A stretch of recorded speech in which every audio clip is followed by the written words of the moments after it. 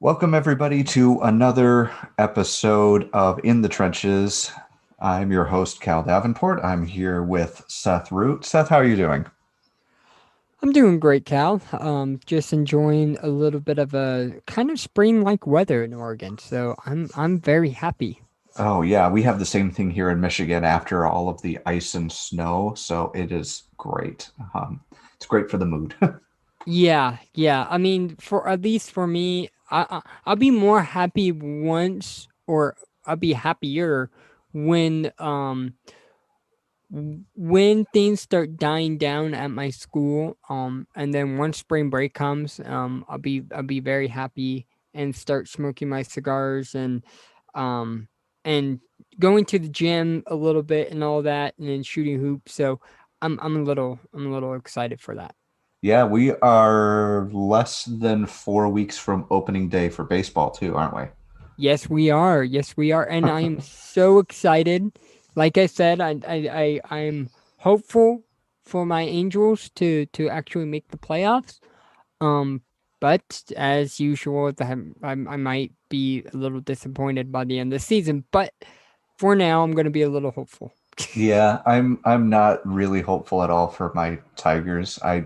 I think they made a good move in installing AJ Hinch as manager, but nothing on their team says that they're ready for the big time yet. So Yeah. everybody's kind of middle of the road on the team. There's a lot of young people who could break out and be big stars, but not like they're not all necessarily on that path. So Right. we're going to be in a rebuilding phase for a few more years, I think. Yeah. No, like for my Angels, on that note, there's a lot of great um uh young players. Of course, Mike Trout is a star. Um, Shoshani is. I'm hoping they keep saying he's the next Babe Ruth, and he has had a lackluster start. So I'm hoping this year he'll prove the critics right and be that Babe Ruth who can hit and pitch. Um, and then Joe Odell is amazing, and so I'm hoping that will be enough. But we lack pitching, and we're kind of tied monetarily because of Albert Pujos's contract. So um, I don't know. I really don't know if it's going to be enough to get us to the playoffs. Yeah, Um, yeah, we're kind of in the same boat Boat. with Miguel Cabrera, who's just since about 2015 or so just hasn't put up the numbers that he did when he was really good, but he's obviously got a huge contract right now, and Yeah. he plays an important role as a mentor to the young guys, but he's Yeah. never going to put up the numbers for his salary right now, and that's kind of holding up a lot of what they have to spend too. Yeah. Yeah. And I mean, and I don't mind that they keep Albert Pujols. I mean, Oh, he's a mentorship legend, factor. so He's a legend, but not only that, he's a great guy. He does a lot for the mhm. community, and very giving, oriented. So I mean, I'm uh disappointed at times with the Angels because they have so much promise and they just fall short. But on the other hand, Albert Pujols is legend, and he deserves whatever he gets, in my opinion. Um, so but we'll see once playoff comes, and hopefully I can go to California or Seattle and go see them and play, because I think it's going to be a great season. Yeah, hopefully, COVID will be over enough to really make attending baseball games safe and what it was like a couple of years ago again. I can't wait to go Yep. back. So my favorite baseball team is my hometown Tigers, but I'm my favorite football team is not the Detroit Lions. I mean, partially for good reason because they're terrible, but also I'm actually a Pittsburgh Steelers fan. That's my number one team. My grandpa was Boo. from Pittsburgh, and so I just kind of grew up watching them. But I bring that up to say I share that favorite football team with the person that we're going to be discussing today, because Rush Limbaugh's favorite football team was the Steelers as well. So there's my transition into talking about the late Rush Limbaugh that I think everybody by now has seen the news. It's been out for probably by the time we get this published, almost 2 weeks. But we thought we really needed to talk about Rush because of just how influential he is within conservative media, and just kind of give our thoughts on his passing due to cancer here just within the last couple of weeks. So, um, Seth, what's your Rush Limbaugh story? I guess how how much did you follow him, and how did you sort of um, just begin the your Rush journey? I guess I think every conservative has one. Yeah, yeah. I mean, especially, I mean, it's like for our generation, I think we would almost like ditto babies. I want to say, for me, I started listening to Rush Limbaugh when I was what, the fifth, sixth grade. Um, and the reason why was my grandpa, Nat Shaw, who has a legacy, I guess, in radio as well. He got me started in listening to Rush. And you know, it's funny because um what would happen is my grandma would go inside to a store, and of course, well, guys don't go shopping, on the weekends and stuff. So he'll sit in the car, and we'll both listen to whatever Rush had to say that day. And so that's like my early experience with Rush, and um, I uh, I'll just say it, he Rush is a legend, and he really changed the medium for AM radio. And to see him gone, to hear that he's gone, is a little saddening. Of course, I never met him. I never called his radio show. But I was for a long time listening to Rush and whatever he had to say. And listen to a CPAC speech back in '08 or '09. And definitely loved it for the most part. Um, and so, it's just a sad day to see a legend die. Yeah, it's interesting how you said you got started with listening to Rush, because I originally heard him in the car with my grandparents um, when they would when they would drive me somewhere or something. They lived right next door, so that was pretty often. My my parents really were never into talk radio in general. Although my dad listened to Rush on an infrequent basis, so every now and then he would, but they would listen to him semi regularly, and so I was familiar with him, even just as like a young teen. And I didn't really listen to him a lot until I got to college, actually. And I was driving. I went to a sort of a commuter school. I would drive 45 minutes to class, and so I would be listening. This was back in probably 2006, and I was at the time I was not into politics at all, but I started taking a class on American government, and at the same time I was listening to Rush, and so I'm on the radio. I'm hearing somebody talk about the same stuff that I'm learning about in class, and so putting that connection together really made it more vivid for me, and it was part of what kind of inspired me to go in the direction of conservative politics instead of something else that I might have done instead when I was starting out as a freshman. So that, like, I think every conservative of the millennial generation, and um, maybe even a few of Gen Z. I think they all sort of have that Rush background where like he was there talking about conservatism on the radio, it just in some capacity for them, and really influencing conservative thought for both of these most recent generations. So, like you said, there's a huge hole there. It's a completely different era now. It's the end of an era with him passing. And yeah, he did save AM radio, and I think he gave rise to a lot of conservative media today and changed that landscape. What do you think about that? Oh yeah. I mean, yeah, he really changed. I think in a lot of ways he made conservatism for the most part mainstream and palatable. That isn't saying not everything he said was um, uh, great and such, but I think he made it mainstream and made made things a lot easier for us conservatives for a long time, um, and that's to be applauded. And you know, I don't know this, but I feel like maybe National Review might have had a longer time, um, you know, being sort of being in the wilderness, you know, until Rush came along and started telling them to read National Review, and they got more and more mainstream because of him.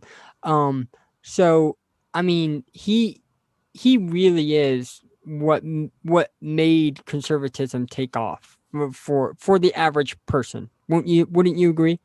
Yeah, absolutely. I mean, I don't think one of the things that he always said, and I have to take his word for it because I didn't listen in the 90s when I was too young, but what he would always say is that he would, when his show went national, he would get so many callers calling in and saying, I never really thought about or articulated my views on this or put a label on them. And then you Rush started talking about this stuff, and then I realized, hey, you know what? I've been thinking that too.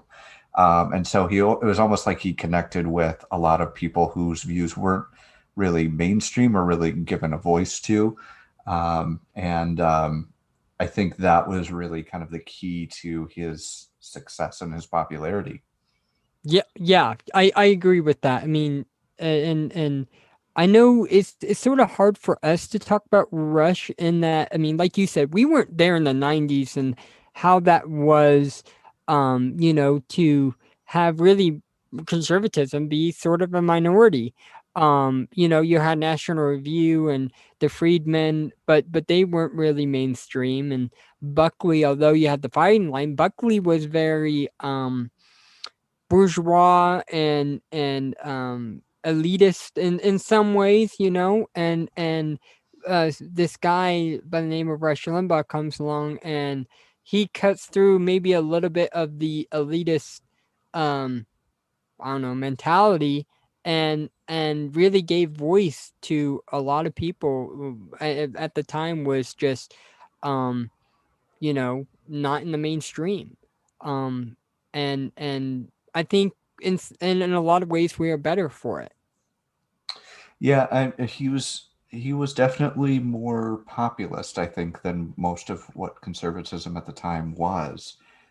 Even Buckley, though, had good things to say about him in the '90s when he was becoming popular. I think probably because he was a popularizer of conservatism.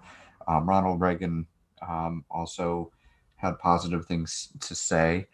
Um, and you have to, it is kind of crazy to think about at the time. Yeah, you mentioned National Review, the Freeman, I think Human Events, they were about all there were. And then there were occasional columnists at like maybe Charles Krauthammer or George Will or Fred Barnes. So a few like lone voices out there. But when he was becoming popular, there was no Weekly Standard, there was no Fox News, there was no conservative blogosphere, no other. Obviously, it was his popularity that gave us people like Sean Hannity, Going or Mark back, Levin, Glenn Beck, so many people, and so I kind of want to talk about though. So I have this theory because I think a lot of people at one point had this moment where Rush sort of brought them into the conservative fold, but also at some point since then, a lot of conservatives that I know have sort of distanced themselves a bit from Rush. And I think everybody has a little bit of a different idea of when that happened and why. Like some people that I know were like, oh, he was really great in the 90s, but I haven't really followed him in the last 20 years. And I personally, I listened to him a bunch from like '06 to 2012, read his books, all of that. Um, and then I got kind of mostly I got busy and like was working during his the hours that his show was on. I just didn't have a chance to listen to him much. But I sort of have this. I think the separation in terms of what he was saying and advocating for and sort of my views began to separate a little bit, maybe around 2011-ish or so. And obviously, when I would turn his program on in the last few years, it was very much about everything great that Trump was doing and how awful everybody who opposed him was. And I mean, our audience sort of knows our main views on Trump. Most of our views on Trump are probably not super in line with what Rush was saying there. But my theory is sort of this, and I want to get your take on this or whether you disagree. I think Rush didn't anticipate how diverse the thought leaders would be in conservatism, at least in terms of where they came from once the blogosphere showed up, sort of like Red State and Town Hall and things like that. And he sort of had a monopoly on conservatism, popular conservatism in America from like 1990-ish to at least the late 2000s, right up to about 2010. And when the Tea Party took off and was really fueled by online activism and things like that, and now this really diverse group of people who came up sort of on Rush's coattails, I think he sort of realized that he didn't have the power as a thought leader as he once did. Um, and so my view of what he did at that point, I feel like his show went much more populist and sort of followed the path of the Tea Party, which was a much more populist sort of conservative viewpoint. And so I think Rush sort of became a bit more of a follower as opposed to sort of a trailblazer in terms of conservative thought around that time, and sort of went in this more populist, less traditional intellectual conservative route. And that's probably about the time that I started to separate from him, even though I was an I went to a Tea Party rally and was sympathetic to a lot of their larger goals. I think that's kind of where the separation started to happen for me, and sort of where I see um, his sort of on-air persona and philosophy kind of changing a bit. He was always bombastic and that sort of thing, and a bit controversial, or very controversial perhaps. But his brand of conservatism, I think, started to evolve around that point, and that's sort of where I pinpoint that. What do you think about that? And do you have sort of the a uh, I don't know if you listen to him enough to kind of have like a theory of or a broader perspective of like here's what he used to say and what he thinks of now. But I guess from my perspective of listening to him over the course of that period, that's kind of where I see his trajectory going. So I'm curious what your thoughts are on that. I mean, so you make some interesting points, especially about how online, how the internet kind of proliferated all these blogosphere like Red State and our own resurgent that we used to write for a while, and there's some valid points.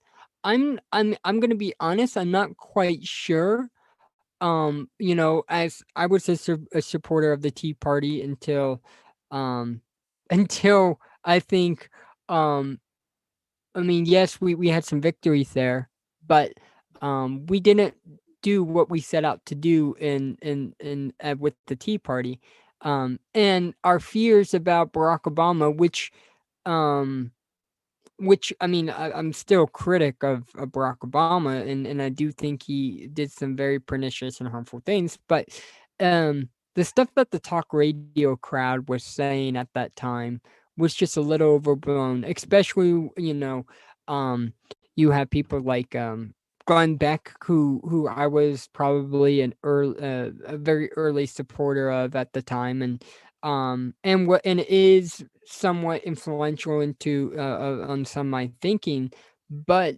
for that's what happened for me is when I started breaking off from talk radio generally. Is by the time the Obama era was over, I just found like for instance, I think a lot of talk radio people talked about like we're gonna have a third world country by by the time Barack Obama was through with it. So stack up on gold and silver and grub, and all that stuff because that's what's gonna happen. The economy is gonna crash. Blah blah blah blah blah. And granted, I don't think Rush ever did that, but I think that's when it started, for at least for me, and I think for a lot of people my age, is when we saw that what we were what we what the talk radio crowd said was going to happen didn't weren't fulfilled. Um and so I mean, so I think when it comes to Rush, he might have started pushing more that way, um because that's where the people were going, was a more populist direction. I think that's right, but I can't say for sure.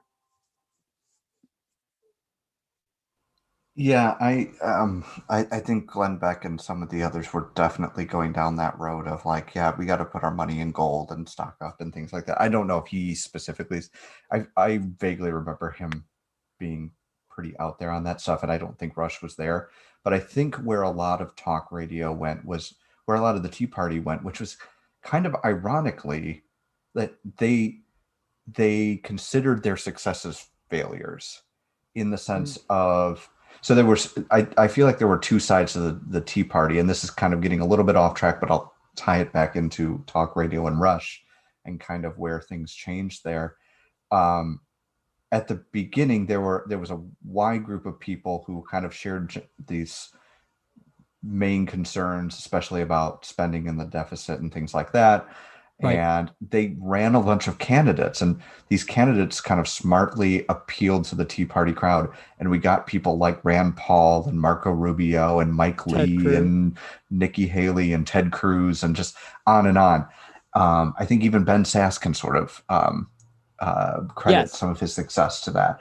Yes. And so a ton of more conservative people became elected, and then they weren't exactly successful in getting everything the Tea Party wanted into place. But where where But where talk radio was such a big critic of how terrible things were going to be under Barack Obama, and they didn't realize Barack Obama didn't have the political experience to either get around or wheel and deal with Mitch McConnell and John Boehner when they had this new army of brand new Tea Party elected officials in office. So they were successful at least in preventing the worst case scenario under an Obama presidency anyway. And talk radio never really, I think, saw that, and sort of, because they didn't get everything that they were looking to do, they kind of pushed that more to the extreme, and the Tea Party became more extreme. So everybody who was actually like competent and successful at getting into office, sort of, they obviously weren't organizing Tea Party rallies anymore because they were in government. And so the Tea Party became more and more extreme as those people became more and more successful as what they with what they were doing, right. because the people who were left were the kooks. And I Right. think that the talk radio kind of followed them down that path instead of sort of seeing how successful the fiscal conservative um, resurgent was resurgence was coming. And I say that as well. Today we're actually um, talking about passing a 1.2 or 1.9 trillion dollar stimulus package, the second one under COVID, and apparently it's controversial for Senator Ron Johnson to suggest that senators read the entire bill before voting on Right. it, which I mean, a couple hours of reading is not going to affect anybody in terms of getting their COVID checks or Right. whatever. And I frankly have said on Facebook, I wish everybody would do this, but maybe that's evidence against what I'm saying and saying that our fiscal house is still not in order after everything, after and all the Right. successes and failures of the Tea Party. But I do think that there's something to be said for the idea that a lot of people were elected who changed the composition of Congress, and not always for the better, but also in a way that slowed a lot of the destructive tendencies of liberal Democrats as well. And that was maybe not taken into account as much by both the Tea Party and talk radio as it should have been. Yeah, yeah. I mean, I think there's some valid points there. When you talk about successful and the talk radio stuff, I mean, one of the things I what when I say that what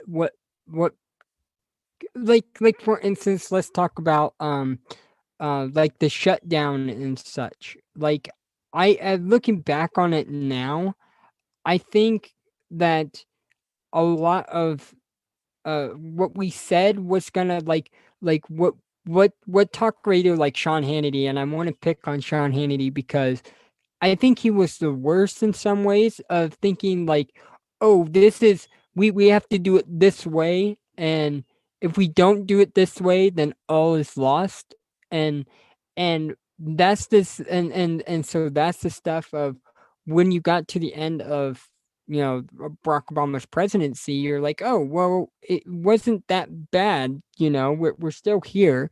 And granted, he Barack Obama took things to a place where there shouldn't have been.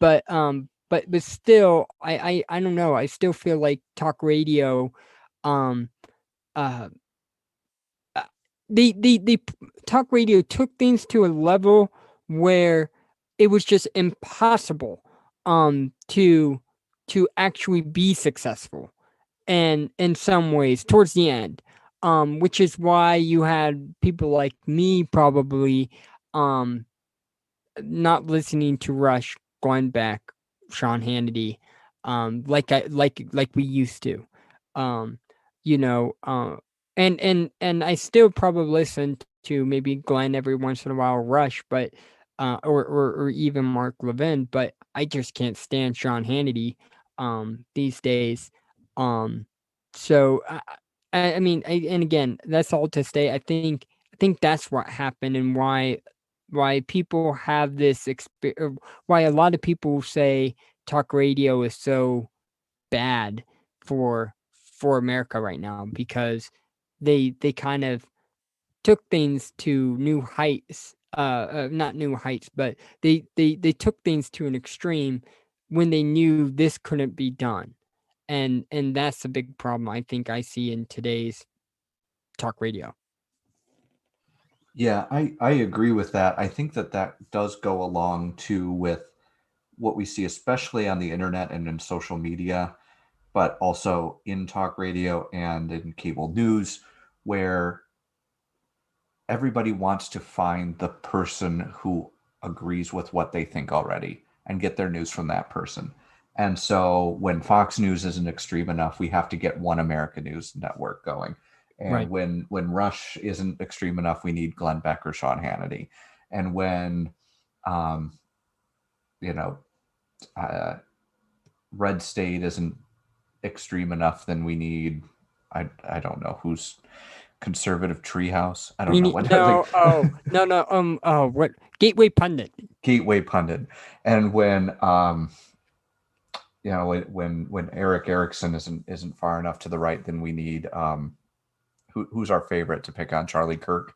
you know, Yes. like uh, it's partially that there's a market for people to find ridiculous pundits of news, and that is, as we talked about on our journalism podcast recently. I mean, that is kind of a reverting to the early days of America anyway. Finding partisan slanted news was what people did, and the having a mainstream view is kind of having like a mainstream establishment of newspaper and media and things like that is an unusual thing in American history. But I mean, a lot of people are appealing to their audiences, Yeah. but I do have to say, I think even especially in his early days, I think that Rush brought a different viewpoint. He introduced people to a lot of conservative thought. He was a big fan like of Reagan, of Buckley, of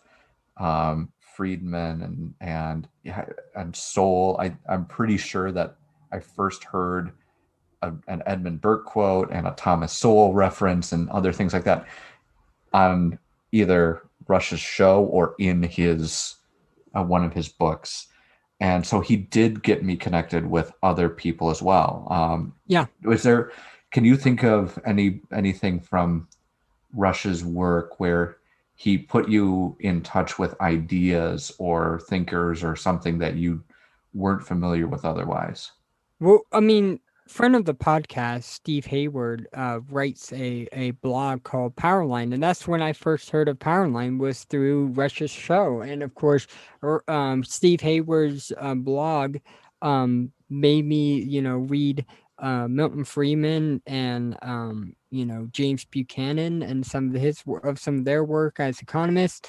Um, you know, so Rush did that. He made me go and look at other things, and this is why I want to defend Rush's listeners, because I think as much of a bad rap that talk radio has, and there is a stigma, um and there's just a few people. I'm not gonna put Rush Limbaugh in the same category as Sean Hannity or Charlie Kirk or any of those guys. But but Rush kept people informed, and he did, like you said, mention Buckley. He did mention Thomas Sowell. Um, he even mentioned, I think, Jaffa at one point. So like he's not he might have been trying to connect with the average person, but he did link ideas into his show. Um, I remember partly why I read National Review when I was a kid was because of Rush. So I mean, he's not just. I mean, I think a lot of people just think that his listeners are a bunch of rubes who are like Homer Simpson, or pick your or like a Kevin James esque type character. Um, and that's just not true. I don't think. Yes, like you said. I mean, I think we disagreed with Rush sometimes on some things, um, but um, but I think he was intelligent, and I think most of his audience were intelligent, um and I think a lot of people think like talk radio crowd are a cult, and I don't think that. I mean, I think we're evidence of that in a way, Cal, you and I. So, um, I do think that needs to be said, because um I think that's what the media tries to paint these listeners as. And and you're right, Cal. Rush Limbaugh helped us with going and looking for, like a Thomas Sowell, like a Charles C.W. Cook, or a Charles Kessler. he would read Claremont review of books sometimes on his show. So I mean, so there is a definitely difference between a Rush Limbaugh and a Sean Hannity.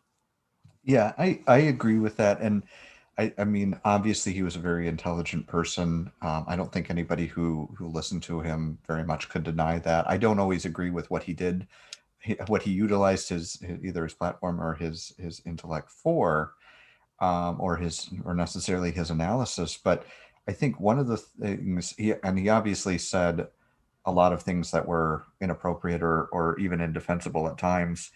Um, but I want to pick up one thing that you said about whether his audience was informed, because I remember this story. He was just very proud of this one time when there was a survey that was conducted, and I can't remember by who because it's been years, but it was probably Gallup or somebody like that, and they had done this survey on just Americans in general, how well they were informed on current events. And then they would ask many different demographic questions. And one of them was, what is your main source of news?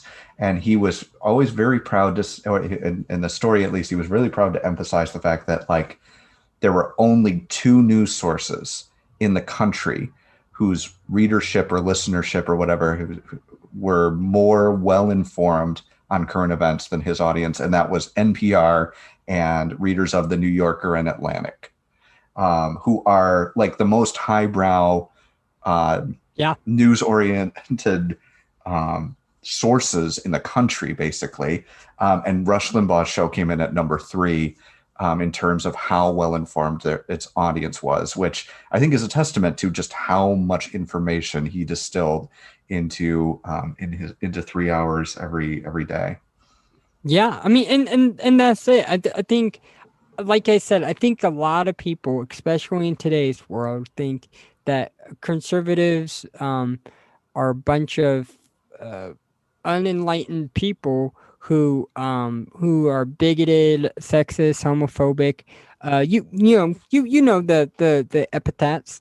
And Rush kind of showed um that wasn't the case. I mean, like you said, calling feminists feminazis probably wasn't the best way to you know to get a conversation going. But on the other hand, he did the I think distill why feminism was a pernicious doctrine, and other such things. I mean, um, and communism and socialism and all those things, why they were so terrible and needed to be defeated. I think I think Rush is a prime example for that, and why conservatives are actually probably one of the most informed um on these issues. Now granted, like I said, there are freaks and stuff, but still, I think for the most part, I think conservatives are more well informed probably than liberals. Yeah, that may be the case. I don't really know um, what the current data says on that. And yeah, you're right. I mean, like, there's several things that I can list where um, it was inappropriate of him to talk about things in a certain way. And I think it made him popular to be bombastic and that sort of thing. I can't speak to him in his personal life, although Eric Erickson, if you go to his a post that he had publicly on Facebook, he had some very nice things to say about just how supportive he was personally and professionally, and just that he was a stand-up guy in real life.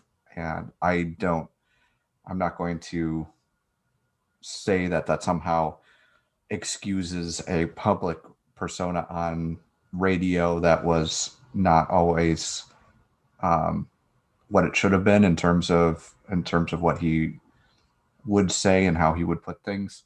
But we can't, like, I don't think you and I can sit here with a conservative podcast and say that we like our world and our opportunities to talk about this stuff would be the same without what Rush did for reviving um, conservative media in general and bringing new mediums to the forefront to communicate conservatism. So I mean, I don't. I think his legacy, especially with the rise of populism, that I think can be traced in part to his show. I think his legacy's obviously in some ways mixed, but I think the main thing for conservatives to keep in mind is if you want to reach a lot of people with conservatism, you have to a credit Rush with your opportunities to do it right now, and you also have Yeah. to consider just how successful he was as a communicator and what made him successful. So No, I agree. All that you said there.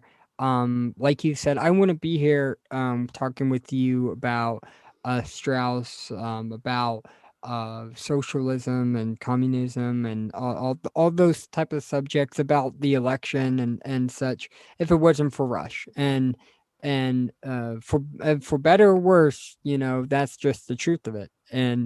Um and at least for my part, rest in peace, Rush Limbaugh, and condolences to the family. yeah, absolutely. So I want to leave you with one question because I will say, I don't, like, for anybody who's listening, if you have like one particular or several, like a list of things where you're just like, yeah, but what about when Rush said this or that or the other thing? I like that's not the point of this episode is to get into those things. Right. But my one question I will say um, is Rush, how responsible is Rush for us having the Trump movement in the GOP and in conservatism, do you think?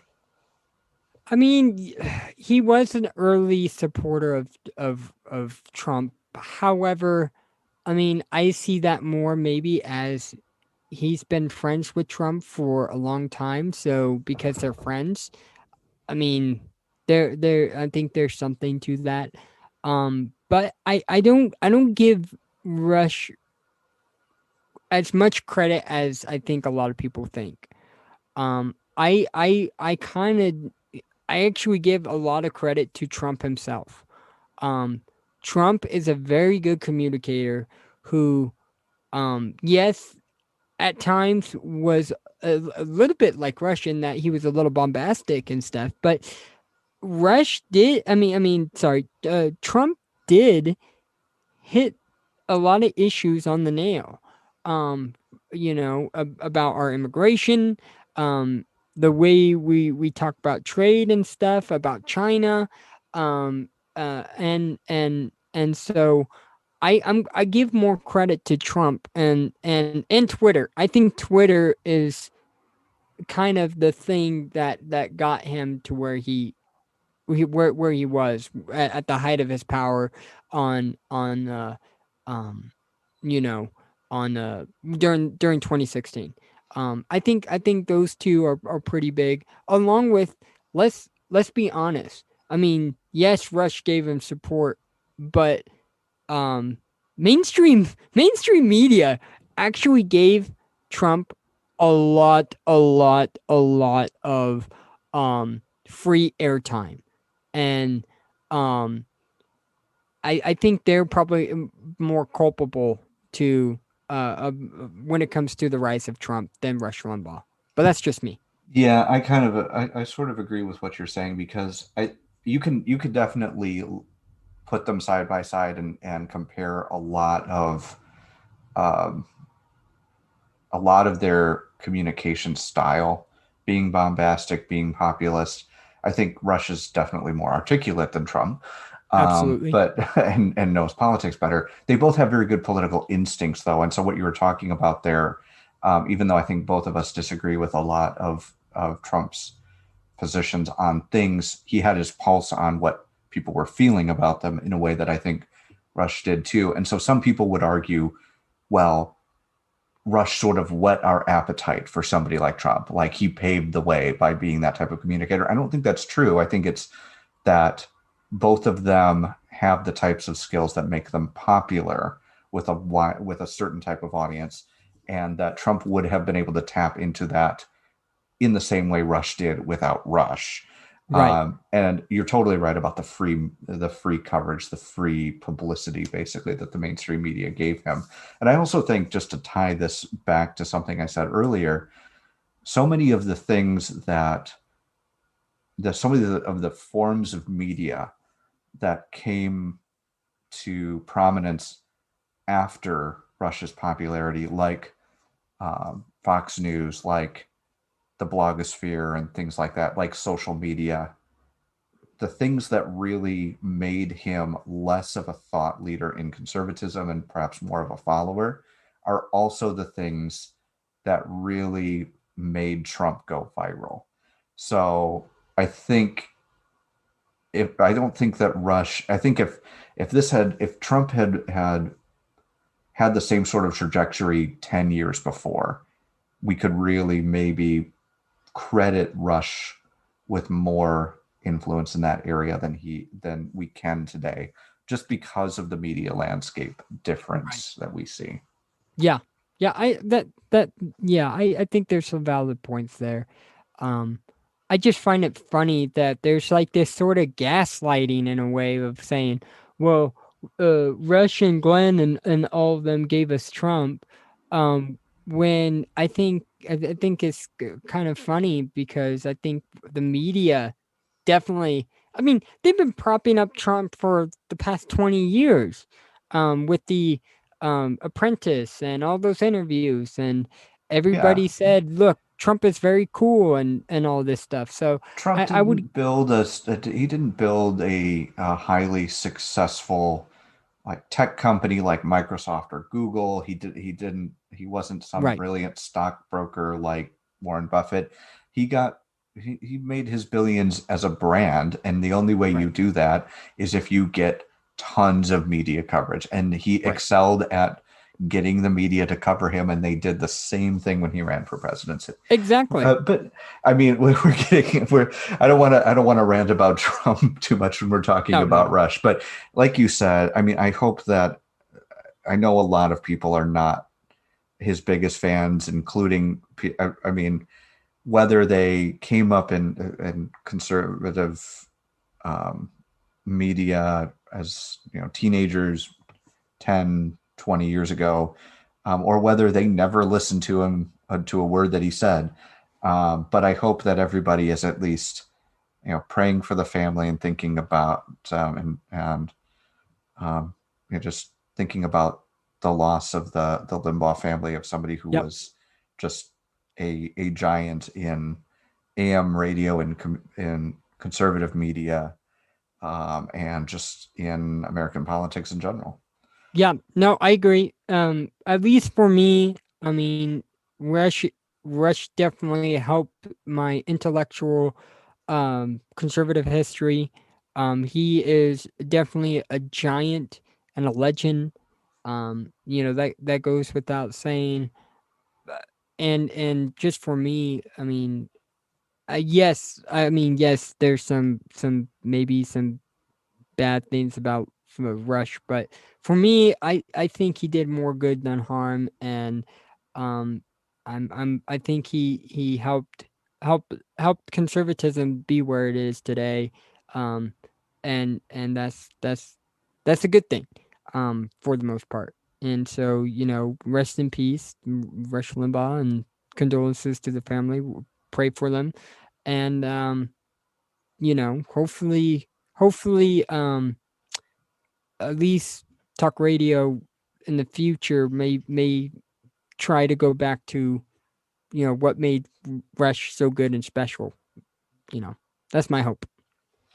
And if any of our audience has thoughts or stories about Rush, feel free to, if you're following us on Facebook or Twitter or wherever, leave your comments. Just don't be mean spirited, and just give us something interesting. We'd love to see your thoughts there. Thanks everybody for listening. This has been another episode of In the Trenches.